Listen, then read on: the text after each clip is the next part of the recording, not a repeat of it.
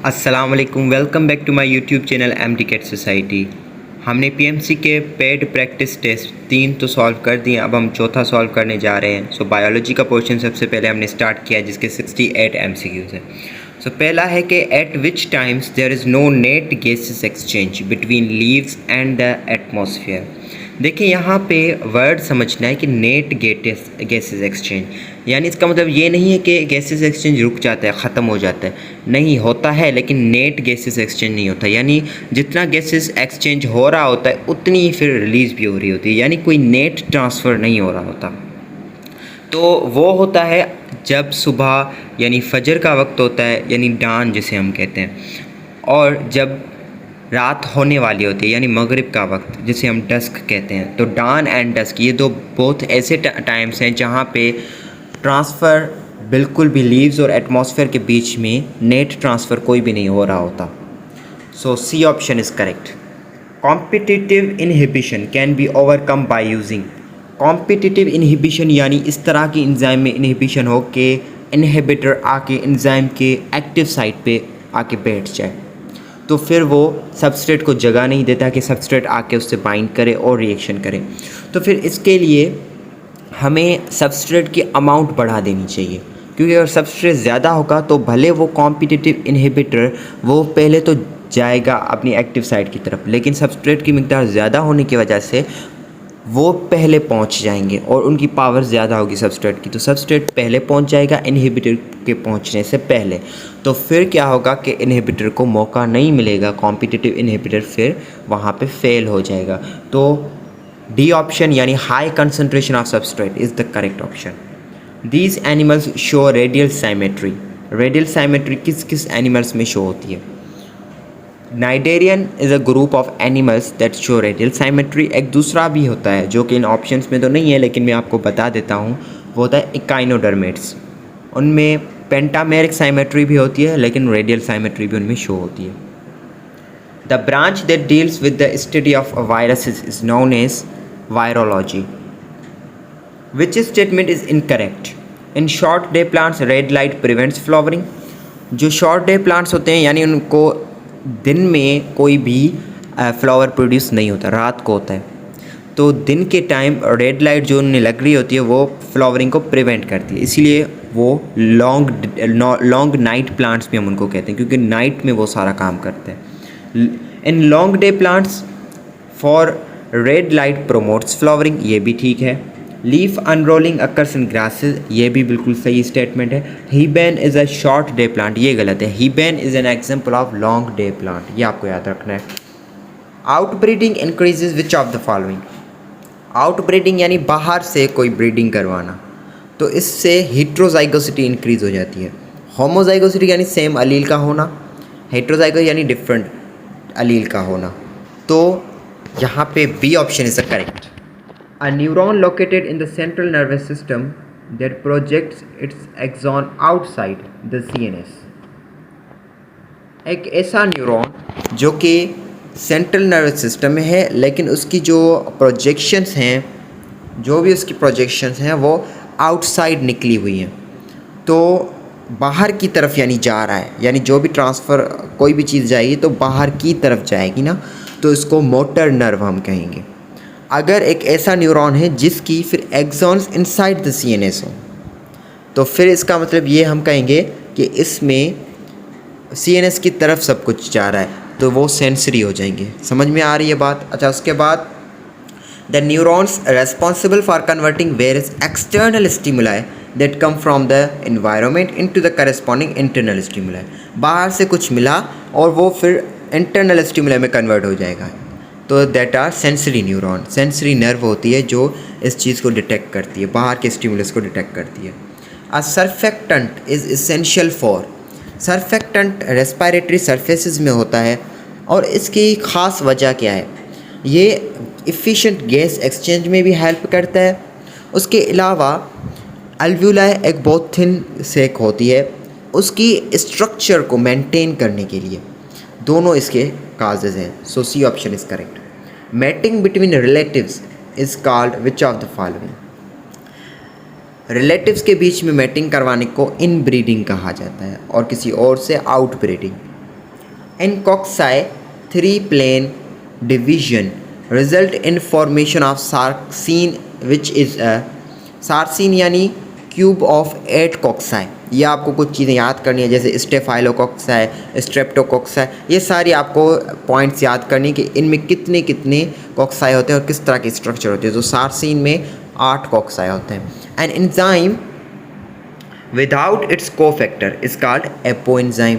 सिर्फ एंजाइम का protein part हो उसको एपोएंजाइम कहा जाता है। Cellulose is the major component of primary cell wall. Cellulose सबसे ज़्यादा प्राइमरी सेल वॉल में पाया जाता है। Aschelminthes is also known as which of the following. Aschelminthes को हम नेमाटोडास भी कहते हैं। D option is correct. Genes that affect growth rate in humans influencing both weight and height are.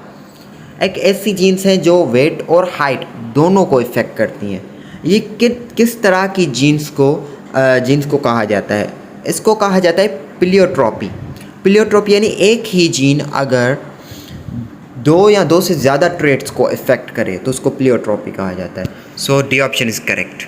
Example of convergent evolution is. Convergent evolution की कोई example बता दें। अब इसमें पहला ऑप्शन है four limbs of man and bat, wings of birds and insects, Darwin's finches, all of above. Convergent evolution हम वो टॉपिक यहाँ पे हम वो ऑप्शन चूज़ करेंगे जिसमें फंक्शन सिमिलर हो लेकिन स्ट्रक्चर बिल्कुल डिफरेंट हो, तो उसको कन्वर्जेंट एवोल्यूशन हम कहेंगे। जैसे आप first four limbs of man and bat, इनमें फंक्शंस डिफरेंट हैं। हमारा फोर लिम्ब ग्रेस्पिंग के लिए हम इस्तेमाल करते हैं, किसी चीज़ को होल्ड करने के लिए, किसी चीज़ को पकड़ने के लिए, और बैट उड़ने के लिए इस्तेमाल करते हैं। तो फंक्शन डिफरेंट है लेकिन हमें क्या देखना है? फंक्शन सेम देखना है। तो wings of birds and insects, wings का काम ही होता है फ्लाई करना, दोनों फ्लाइंग में उन्हें हेल्प करते हैं लेकिन उनकी स्ट्रक्चर बिल्कुल मुख्तलिफ होती है। बर्ड्स में स्केलेटन होता है, विंग्स में कोई स्केलेटन नहीं होता। विंग्स में उनमें कोई भी, इंसेक्ट्स के विंग्स में कोई बोन्स या कार्टिलेजेस नहीं होती। तो ये डिफरेंसेस हैं। तो इस तरह से डार्विन्स फिंचेस के भी मतलब सिमिलरिटीज़ हैं स्ट्रक्चर्स में। तो यानी बी ऑप्शन इज़ करेक्ट। उसके बाद final acceptor of electrons in respiratory chain is. Respiratory chain में यानी इलेक्ट्रॉन ट्रांसपोर्ट चेन, रेस्पिरेशन में लास्ट जो फाइनल इलेक्ट्रॉन एक्सेप्टर होता है वो ऑक्सीजन होता है। ये याद करते हैं, ये बहुत बार रिपीट होता है question. The internal buds are known as which of the following. Internal side पे अगर बड्स हों तो उसको हम गेम्यूल्स कहते हैं। और ये किस में पाए जाते हैं? ये ज़्यादा से ज़्यादा फाइलम पोरीफेरा में पाए जाते हैं। Darwin's theory mainly focuses on, Darwin's theory का मेन फोकस क्या है? ओरिजिन ऑफ लाइफ, या how organs in extinct, how new species arise. ये बात है जो डार्विन जिस पे काम कर रहा था कि न्यू स्पेशीज़ किस तरह से अराइज होती हैं। तो that was the Darwin's theory. उसके बाद है which of the following bacteria पजेज a spherical shape. Spherical shape यानी कॉक्साई। तो कॉक्साई कौन सा है? डी ऑप्शन में लिखा भी हुआ है स्टेफाइलोकोकस। तो that is the correct option. 21 The spent energy in the form of ADP is regenerated by mitochondria into which of the following form? ADP को माइटोकॉन्ड्रिया में फिर से ATP में कन्वर्ट किया जाता है और हमें पता है कि माइटोकॉन्ड्रिया के अंदर क्या बनती है? ATP बनती है। So B option is correct. What are T cells and their role in HIV infection? T cells क्या होते हैं? T cells लिम्फोसाइट्स के एक किस्म है जिसको T लिम्फोसाइट भी कहा जाता है, जो कि ब्लड के अंदर मौजूद होती हैं और ये इम्यूनिटी यानी डिफेंस सिस्टम में काम करती हैं। अब ये सारी पॉइंट्स देखें ऑप्शंस में लिखी हुई हैं और वो फॉरेन पार्टिकल्स को, जो कि फॉरेन इन्वेडर्स होते हैं, उनको किल कर देती है। So all options are correct, all of these. Reflex action is a type of involuntary action. इसमें कोई भी वॉलंटरी एक्शन नहीं होता। उसके बाद है when was the bacteriophage phenomena rediscovered by d'Herelle. D'Herelle ने रीडिस्कवर कब किया था बैक्टीरियोफेज का फिनोमिना? 1917 में। So B option is correct. उसके बाद है for respiratory metabolism bacterial cell membrane contents. Respiration के लिए वैसे हम में यूकैरियोट्स में तो माइटोकॉन्ड्रिया होता है, लेकिन बैक्टीरियल यानी प्रोकैरियोट्स में क्या होता है? प्रोकैरियोट्स में सेल मेम्ब्रेन के अंदर कुछ एंजाइम्स होते हैं जो कि रेस्पिरेटरी मेटाबॉलिज्म करवाते हैं। So C option is correct. Most carbon dioxide is transported in the form of carboxyhaemoglobin, and bicarbonate ions. दोनों ऑप्शंस, दोनों ये वो तरीके हैं जिससे कार्बन डाइऑक्साइड ट्रांसपोर्ट कर सकती है। लेकिन यहाँ पे पूछा जा रहा है कि ज़्यादा से ज़्यादा मोस्ट कार्बन डाइऑक्साइड कैसे, तो ज़्यादा से ज़्यादा याद रखें कि ज़्यादा अमाउंट जो होती है बाइकार्बोनेट आयंस के फॉर्म में होती है।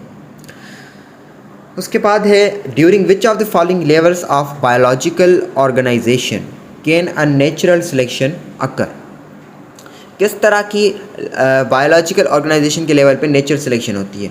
इंडिविजुअल लेवल पे हो सकती है, जीन के लेवल पे हो सकती है, ग्रुप के लेवल पे हो सकती है, हर तरह के लेवल पे हो सकती है। यानी जो नेचुरल सिलेक्शन होती है वो जीन्स की भी होती है, एक ही इंडिविजुअल में जीन्स में होती है कि ये जीन बेटर है तो इसको अडॉप्ट करना चाहिए, फिर इंडिविजुअल्स में होती है कि ये इंडिविजुअल बेटर है इसको अडॉप्ट करना चाहिए, फिर ग्रुप में होती है ये ग्रुप बेटर है इसको अडॉप्ट करना चाहिए। तो इस तरह से फिर डिफरेंट लेवल्स पे एवोल्यूशन हो सकती है। Flame cells in planaria constitute the, flame cells excretory system का एक पार्ट होता है। उसके बाद है fluid secreted by Sertoli cells provide which of the following. Sperms को नॉरिशमेंट देना, उन्हें लिक्विड मीडियम देना और उन्हें प्रोटेक्शन देना, ये सारे इस सर्टोली सेल्स के फ्लूइड के काम होते हैं। So all of this is the correct option. The structure of which bacteriophage resembles a tadpole. वो कौन सी स्ट्रक्चर है? T4। याद रखें T4 वो बैक्टीरियोफेज की स्ट्रक्चर होती है जिसमें वो एक टेडपोल की तरह दिखाई देता है। The movement of minerals, the movement of minerals और water via extracellular pathway is known as. अगर एक्स्ट्रा सेल्यूलर पाथवे मतलब सेल के अंदर से नहीं बाहर से अगर गुजर जाए तो इस तरह को एपोप्लास्ट कहते हैं, इस तरह की मूवमेंट को। फिर है which one of the following is not a feature of a nervous system of planaria. इनमें से कौन सा प्लेनेरिया के नर्वस सिस्टम की फीचर नहीं है? चलो पढ़ते हैं। अब सबसे पहला है कि neurons are differentiate into sensory, motor and associated neurons. Neurons different तरह के न्यूरॉन्स क्या प्लेनेरिया में होते हैं? नहीं, प्लेनेरिया में कोई भी इस तरह के न्यूरॉन्स नहीं होते, स्पेशलाइज्ड न्यूरॉन नहीं होते। Nerves are present, nerves planaria में नहीं होती। No specialized sensory organs are present, ये बात सिर्फ एक है जो करेक्ट है अबाउट द प्लेनेरिया। बाकी चीज़ें क्योंकि वो इतने अब डेवलप्ड ऑर्गन्स हैं ही नहीं तो इसीलिए उनमें इतनी डेवलप्ड चीज़ें होती ही नहीं हैं। उसके बाद है the researcher notices that round seeds occur naturally and the environment. Based solely on this information, what can the researcher conclude about the round phenotype? ज़्यादा से ज़्यादा नेचुरली हमें राउंड सीड मिलता है तो हम कह सकते हैं इट इज़ डोमिनेंट। डोमिनेंट क्या होता है? राउंड सीड, क्योंकि जो ज़्यादा चीज़ मिलती है वो डोमिनेंट होती है। अब यहाँ पे दूसरा भी एक ऑप्शन है, it is a wild type. Wild type हम उसे कहते हैं जो ज़्यादा से ज़्यादा हमें मिले, यानी मोस्ट ऑफ द केसेस हमें जो चीज़ मिलती है उसको हम वाइल्ड टाइप जीन कहते हैं। तो यहाँ पे डोमिनेंट ऑप्शन वैसे तो ठीक है, चलो हमने मान लिया डोमिनेंट ठीक है, लेकिन अगर कोई चीज़ एनवायरनमेंट के बुनियाद पे बताई जाए, वैसे अगर इंडिविजुअल के बेसिस पे हम कहें कि इंडिविजुअल में ये चीज़ हमें मिल रही है, ये फिनोटाइपिकली वो शो करवाया है, तो वहाँ पे डोमिनेंट। लेकिन अगर पूरे इन्वायरमेंट के बेसिस से पूछा जाए कि पूरे इन्वायरमेंट में कौन सी चीज़ ज़्यादा फिर रही है तो उसको वाइल्ड टाइप कहा जाता है। What molecule would you not expect to find in a retrovirus. वो कौन सा मॉलिक्यूल है जो रेट्रोवायरस में हमें नहीं मिलता? That is thymine. Thymine retrovirus में नहीं मिलता क्योंकि रेट्रोवायरस आरएनए वायरस भी होते हैं जिसमें यूरेसिल होता है। उसके बाद है ribose is a monosaccharide constitute of many. Ribose में एक तो मोनोसेक्राइड है, इसमें क्या चीज़ें ज़्यादा होती हैं? कोएंजाइम्स राइबोस में बहुत ज़्यादा होते हैं। उसके बाद है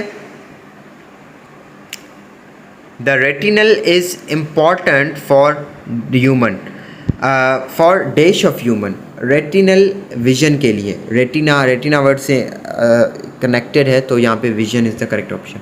उसके बाद है the entire skeletal muscle is surrounded by. पूरा स्केलेटल मसल वो एक लेयर के साथ होता है जिसको हम एपीमाइसियम कहते हैं। Epimysium is the layer that surrounds the whole skeletal muscle. उसके बाद है which of the following best describes a coenzyme. Coenzyme को सही तरह से, वो कौन सी स्टेटमेंट जो कोएंजाइम के लिए बिल्कुल परफेक्ट स्टेटमेंट है? Coenzyme loosely bounded non protein part होता है एंजाइम का, यानी C option is the correct option यहाँ पे। उसके बाद है if a cross section of a sarcomere is seen which each myosin is surrounded by how many actin molecules. एक मायोसिन के सराउंडिंग में 6 एक्टिन होते हैं, ये आपको याद रखना है, इसमें कोई भी ऐसी कोई साइंस नहीं है। How is pyruvate produced in anaerobic conditions. Anaerobic condition में पायरूवेट कैसे पैदा हो सकता है? एनएरोबिक की दो टाइप्स हैं, अल्कोहलिक फर्मेंटेशन और लैक्टिक एसिड फर्मेंटेशन, दोनों में वो पैदा हो सकता है। उसके बाद है the stretch reflex is also known as. Stretch reflex को हम मायोटेटिक रिफ्लेक्स भी कहते हैं। ये रिफ्लेक्सेस के किस्में हैं जो आपको याद करनी है। The process that secretes insulin from the cell is called, insulin cell से बाहर निकल रहा है तो दैट इज एक्सोसाइटोसिस, क्योंकि एंडोसाइटोसिस, पाइनोसाइटोसिस, फैगोसाइटोसिस ये तीनों सेल के अंदर आने के प्रोसेसेस होते हैं। उसके बाद है which cell produces oogonia in ovary. Ovary में oogonia जर्म सेल्स प्रोड्यूस करते हैं, इसी तरह से स्पर्म्स को भी जर्म सेल्स ही प्रोड्यूस करते हैं। Study of fossils is called palaeontology. During birth which of the following act as birth canal. Vagina is called birth canal. Which part of brain connects the cerebrum with spinal cord. Spinal cord के साथ cerebrum को connect करता है, उसको हम क्या कहते हैं? उसको हम ब्रेन स्टेम कहते हैं, क्योंकि वो स्टेम की तरह एक्ट कर रहा है। स्टेम क्या होता है? एक जैसे प्लांट का एक स्टेम होता है जो कि रूट को अपर पार्ट से कनेक्ट करता है, इसी तरह से यहाँ पे ब्रेन स्टेम होती है। Which of the following are believe to have common origin with annelids. Annelida के साथ वो कौन से होंगे जो एनिलिडा के साथ इवॉल्व हुए होंगे, कॉमन ओरिजिन है इनका, दैट इज़ आर्थ्रोपोड्स। क्योंकि इनकी अगर आप देखोगे तो बहुत सारी फीचर्स बिल्कुल सिमिलर होती हैं। बाकी मोलस्का और नेमाटोड्स तो सीलोमेट्स होते हैं, तो वो तो डिफरेंट है बिल्कुल। मोलस्का भी बहुत डिफरेंट है क्योंकि उनकी प्रॉपर्टीज़ बिल्कुल अलग होती हैं। विच statement is incorrect about lock and key model. Lock and key model से रिलेटेड कौन सी स्टेटमेंट गलत है? सबसे पहली है कि specific enzyme can transform only a specific substrate, ये तो बिल्कुल सही है। उसके बाद है active site of an enzyme is a non flexible structure, ये भी ठीक है क्योंकि वो फ्लेक्सिबल अगर होती तो डिफरेंट सबस्ट्रेट पे एक्ट करती, लेकिन ये नॉन फ्लेक्सिबल है। Active site does not change before, during और even after the reaction. Lock and key model के बुनियाद पे हम ये कह सकते हैं एक्टिव साइट चेंज नहीं होती। जो इंड्यूस्ड फिट मॉडल होता है उसके मुताबिक एक्टिव साइट चेंज होती है, लेकिन यहाँ पे ये बात ठीक है। It explains the mechanism of every chemical reaction, नहीं, हर केमिकल रिएक्शन में नहीं कर सकते क्योंकि कुछ जो रिएक्शंस होते हैं उनमें कुछ डिफरेंट मैकेनिज्म होता है जिसको हम इंड्यूस्ड फिट मॉडल कहते हैं, जो कि दूसरा एक मॉडल है। तो D option is correct. Another name for the sex cell is, sex cell को गैमेट भी कहा जाता है। The cluster of pouches opened from the alveolar ducts is known as. Alveolar ducts में से जो पाउचेस बनते हैं उनको हम क्या कहते हैं? अल्व्यूलाई। अल्व्यूलाई वो पाउचेस होते हैं, सैक होती हैं जो कि लास्ट में जाके अल्व्यूलर डक्ट में से बनती हैं, ओपन होती हैं, ठीक है। उसके बाद है the water splitting step of photosynthesis is called photolysis, क्योंकि वो लाइट की मौजूदगी में होता है इसलिए उसको फोटोसिंथेसिस कहा जाता है। A chromosome in which a centromere stays at one end is called, centromere एक एंड पे चला जाए, बिल्कुल एंड पे, तो उसको टीलोसेंट्रिक कहा जाता है। उसके बाद है which one of these is the best treatment of osteoarthritis. Osteoarthritis अगर हो जाती है तो बेस्ट एक्सरसाइज क्या हो सकती है? ऑस्टियोआर्थराइटिस यानी जॉइंट्स की इन्फ्लेमेशन होती है एक तरह की, जो कि अगर हमने मूवमेंट को कम कर दिया तो बहुत ज़्यादा ख़राब हो सकती है। यानी अगर बेड रेस्ट करेंगे तो मूवमेंट कम हो जाएगी। कास्ट भी क्या करता है? मूवमेंट को इनहिबिट करवाता है, यानी रोक देता है। तो इसीलिए हमें ऐसी कोई चीज़ करनी चाहिए जो मूवमेंट बढ़ाए, तो मूवमेंट बढ़ाए exercise is the correct option in this. उसके बाद which of the following element are not found in carbohydrates. Nitrogen carbohydrates में नहीं होता, कार्बन, हाइड्रोजन और ऑक्सीजन होते हैं। उसके बाद है the type of bronchitis that causes no permanent damage to the lungs and lasts for 2 weeks is known as, यानी 2 वीक्स तक कोई परमानेंट डैमेज भी नहीं हुआ और 2 वीक्स तक हो तो अक्यूट होगी, लेकिन अगर ज़्यादा परमानेंट रहेगी दैट इज़ क्रोनिक। तो अक्यूट इज़ द वेरी, हम कह सकते हैं कि ये इतनी ज़्यादा ख़तरनाक नहीं होती। विच of the following is not a viral disease, इनमें से कौन सी वायरल डिजीज़ नहीं है? Small pox is a viral disease, mumps, cowpox, ये all are viral disease. Tetanus is a bacterial disease. So C option is correct. उसके बाद है secondary oocyte is ovulated from. Secondary oocyte कहाँ से ovulated होता है? From the Graafian follicle. Graafian follicle यानी matured एक follicle होती है, उसमें से oocyte ovulate होता है यानी निकलता है। So Graafian follicle is the correct option. According to the law of independent assortment, which is the possible number of combinations that chromosome can assort to independently in a gamete. ये number आपको याद कर देना, मतलब कितनी तरह के independent assortment हो सकती हैं, कितनी तरह की कॉम्बिनेशंस पॉसिबल हैं, तो वो है 8388608। ये आप नंबर याद कर दीजिए जो डी ऑप्शन में लिखा हुआ है। उसके बाद है the last common ancestor of humans is known to be which of the following. Human का लास्ट कॉमन एंसेस्टर यानी ह्यूमंस का जो अभी जो लास्ट गुजर चुका है उसको वो क्या है, वो है पैन ट्रोग्लोडाइट्स। पैन ट्रोग्लोडाइट्स यानी डी ऑप्शन इज करेक्ट। ये आपको कुछ चीज़ें याद करनी पड़ेंगी जो कि आपको यानी इनमें कोई कॉन्सेप्चुअल नहीं होता, कुछ चीज़ें आपको ऐसे ही याद करनी पड़ती हैं। विच of the following statements correctly describes how the host cell membrane is changed by viral replication। Host cell की मेम्ब्रेन वायरल रेप्लिकेशन से किस तरह चेंज हो जाती है, वो कौन सी स्टेटमेंट जो इस चीज़ को सही तरह से एक्सप्लेन करती है, वो है कि viral proteins are acquired. Viral जो होती प्रोटीन्स होती हैं वो उनमें एम्बेडेड हो जाती हैं, इस वजह से फिर वो उसकी होस्ट की सेल मेम्ब्रेन चेंज हो जाती है due to the viral proteins. उसके बाद है which of the following is a compensation point. Compensation point photosynthesis में हम उसको कहते हैं जब फोटोसिंथेसिस और रेस्पिरेशन एक ही टाइम एक ही रेट पे होने लगे, यानी जितनी फोटोसिंथेसिस हो रही है उतनी ही और कोई भी नेट गैसेस एक्सचेंज नहीं हो रहा, और वो कब होती है, डान एंड डस्क में, जो कि हमारा पहला एमसीक्यूज था। B option is correct. Which of the following is not a sterilization method for the control of bacteria. Filtration से हम बैक्टीरिया को कंट्रोल नहीं कर सकते, बाकी चीज़ों से हम बैक्टीरिया को मार सकते हैं। Which hormone is produced mainly by corpus luteum. Corpus luteum से प्रोजेस्टेरोन रिलीज होता है, ये आपको जो कि प्रेगनेंसी को मेंटेन भी करता है। According to induced fit model, अब आ गया इंड्यूस्ड फिट मॉडल कि what happens when an enzyme substrate complex is form. अगर एंजाइम सबस्ट्रेट कॉम्प्लेक्स बन जाएगा तो सबस्ट्रेट मतलब क्या इंड्यूस्ड फिट मॉडल की बुनियाद पर कौन सी चीज़ सही है। तो सबसे पहला है कि the contact between the substrate and the enzyme causes a change in the shape of the active site, क्योंकि इंड्यूस्ड फिट मॉडल यही बताता है कि एक्टिव साइट चेंज होती है according to the substrate. So A option तो बिल्कुल भी सही है। दूसरा पढ़ लेते हैं, the shape of the substrate and shape of the active site are complementary to each other. नहीं, हर बार नहीं होता। इंड्यूस्ड फिट मॉडल के मुताबिक ये होता है कि वो खुद चेंज करता है, पहले कॉम्प्लीमेंट्री शुरू से ही नहीं होती। उसके बाद सी ऑप्शन है the substrate fits in the active site and forms bond with amino acid at the active site. ये भी गलत है, क्योंकि सबस्ट्रेट पहले फिट नहीं हो रहा होता, फिर उसको बाद में फिट किया जाता है, क्योंकि एक्टिव साइट अपनी शेप चेंज करती है। So A option is correct. उसके बाद है how are flat worms not similar to round worms. Flat worms round worm से क्यों सिमिलर नहीं है, क्योंकि फ्लैट वॉर्म में कोई सीलोम नहीं होती और राउंड वॉर्म्स में स्यूडो सीलोम होती है। सो दे मतलब किस तरह से सिमिलर नहीं है, ठीक है। अब उससे पहली जो है वो है कि दे आर बोथ एसिलोमेट्स, दोनों एसिलोमेट्स हैं, दोनों ट्रिप्लोब्लास्टिक हैं, दोनों में बायलैटरल साइमेट्री शो होती है, दोनों वॉर्म्स हैं।